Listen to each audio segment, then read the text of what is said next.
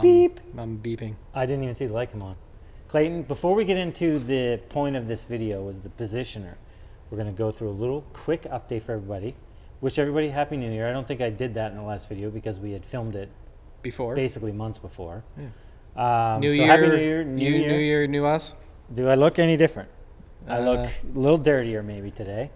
One thing I want to mention right from the start is we are going to try to post a video this year every Friday. So for the Clayton's shaking his head no. It's going to be a tough call for basically Clayton and I don't expect to make that premium happen. Every time. Yeah, don't expect premium every time, hence this video. I'm not cutting that. Okay, back on track.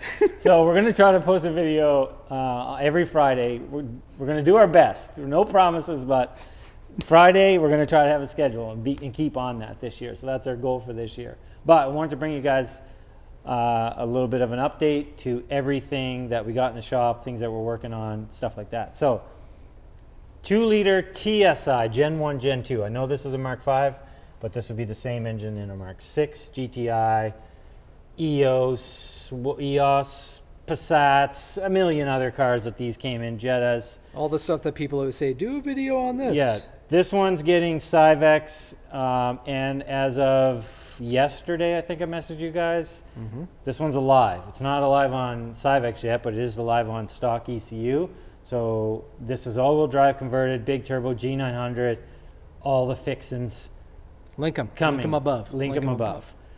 The 2.5 turbo kit, ooh, yeah, 07K, that kit is basically finished. We are working on, I'm just going to do a little bit of welding to get the whole total idea of what it's going to cost for the complete kit, but every part of it's been done. I think I'm waiting on one little fitting thing for it to wrap it up entirely, but that is going to be a full engine build, full turbo kit, and we're also going to announce more about the turbo kit in future videos, but that one's coming along good. We have this one. This is another for the VR. I mean, a little variety of everything, Clayton. We're going to have a variety of everything. People are like, I want 1AT content, I want VR content, I want 2-liter, blah, blah, blah. You're getting it. We're getting it all. We're going to try to do it all. So VR6, this is getting full meal deal as well. 3.2 VR turbo kit, engine build, bunch of horsepower. We got that one. You guys would have seen the last video, Mark IV, that one did well. Just got to do a couple finite things on that one before we wrap that one up. And then next, drag car. We're hoping to have the transmission out of this week. We have no idea what's wrong with it. We kind of parked it afterwards. 16 valve turbo, basically a 1AT with a 16 valve cylinder head on it. And now you just got to fetch out a bunch of money and get a gear set. Yeah, we're going to buy some spare stuff for this year, but we got to get the transmission apart, see what's wrong with it, see what's wrong with the clutch, whatever's happening with it, I don't know, but that's happening real soon as well. Enough of what do you want to add anything, Clayton? No, what I want to add though is a good segue. You mean yes. You a mean good yes. Yes, no, I'm shaking. Yeah. A good segue into what this video is actually going to be about, which is kind of with this and other cars of fabricating stuff is the positioner, right? Yep. So the welding positioner, we're going to talk about that now. We'll give you a little bit of background about it and what it's used for and talk about this thing. So we're going to do a bit of the good, the bad, and the ugly on this, or? Well, let's talk about where we got it from. Okay. So the company VEVOR, I mean, you guys probably see a million things on this company. They have so much stuff listed on their website. It's kind of insane. You want a yacht? You want a positioner? Basically, yeah. They reached out. They're like, we want to send you something. I've always wanted a welding positioner. Never bit the bullet on buying one. Went through their catalog of stuff, seen that they have a few different positioners, and they sent us this one. So yes, this was donated to us, but I'm going to give you the full nitty-gritty about it as we go forward here. So the point of this thing is to hold metal. Okay, cool. Start over. Glad we got that established. So the point of this thing is basically to hold metal and allows it to turn. Oops, did I turn it on?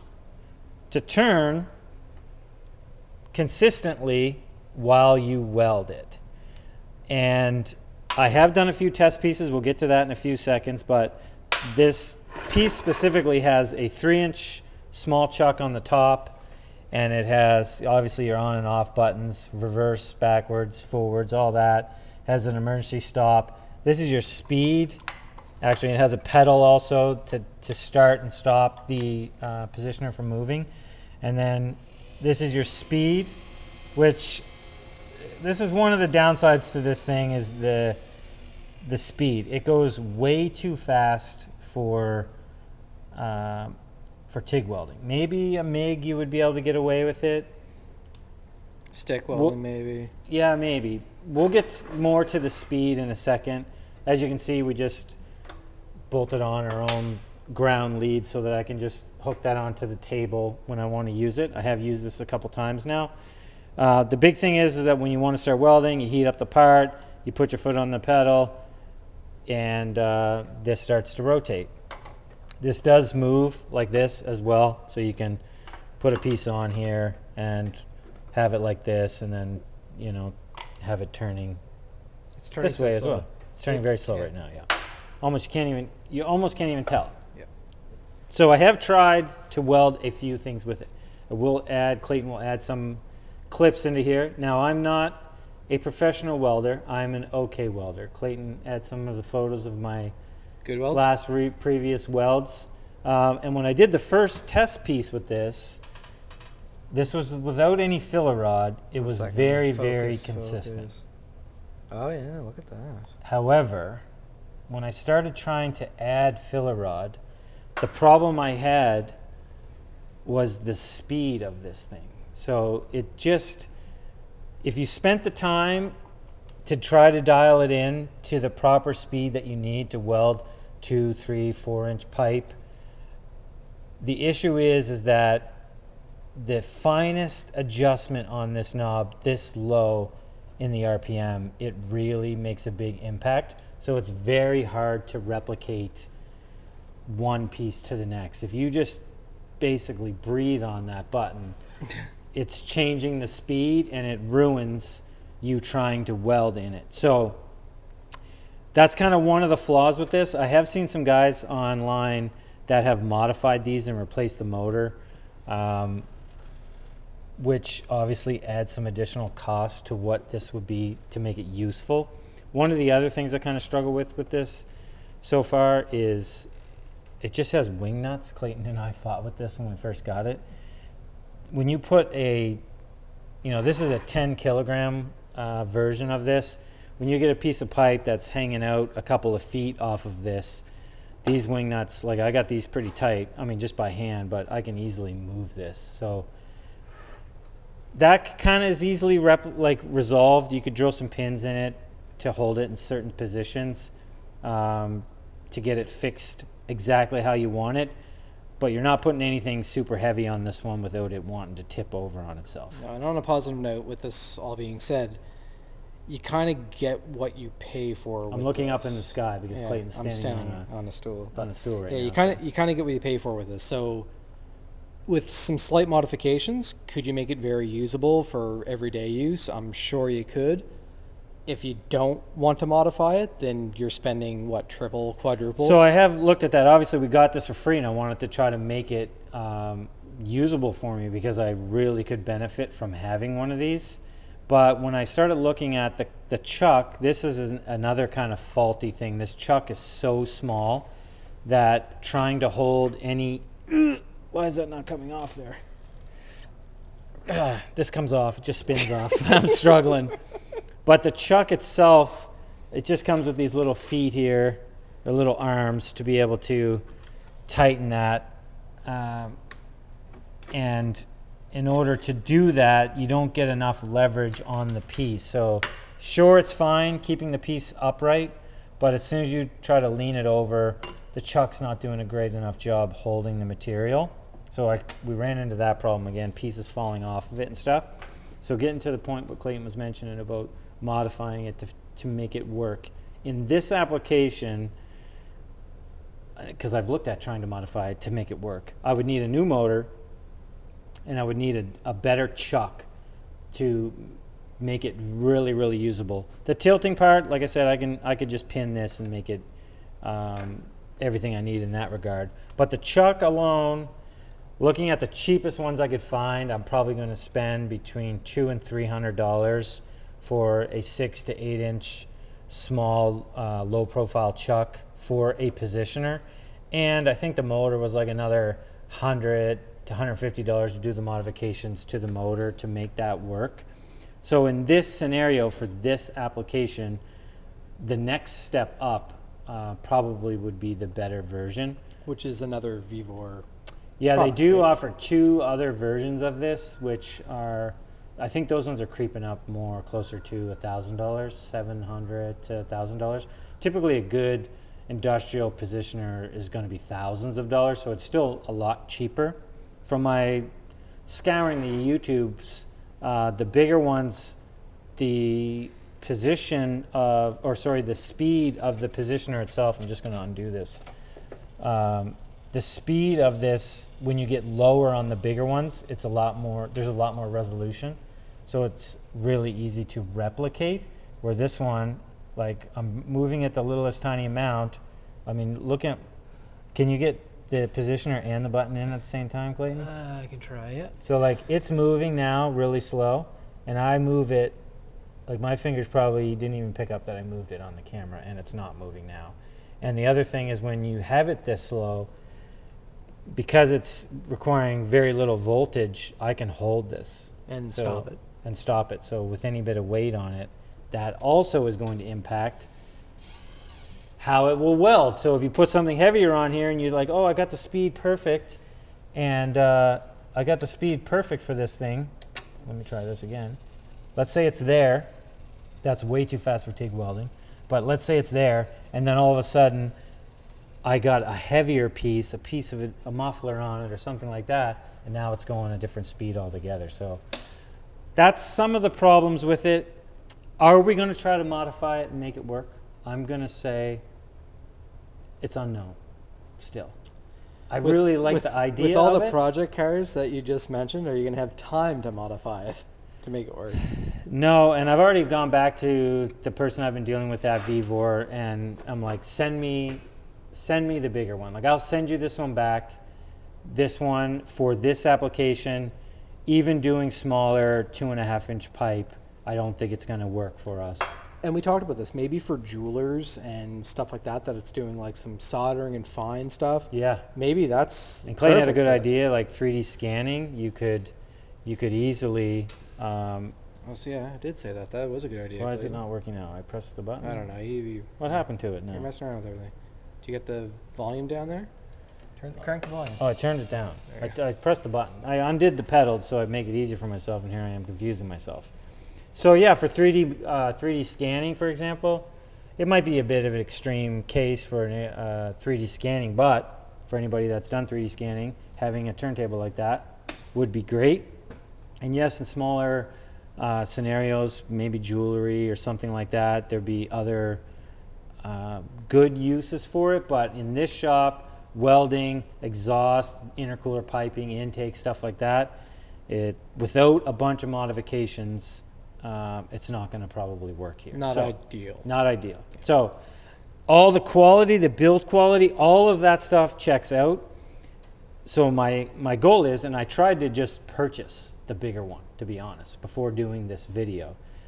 I knew what I was up against with this one. I think the bigger one would be a better suit for this shop and what we do.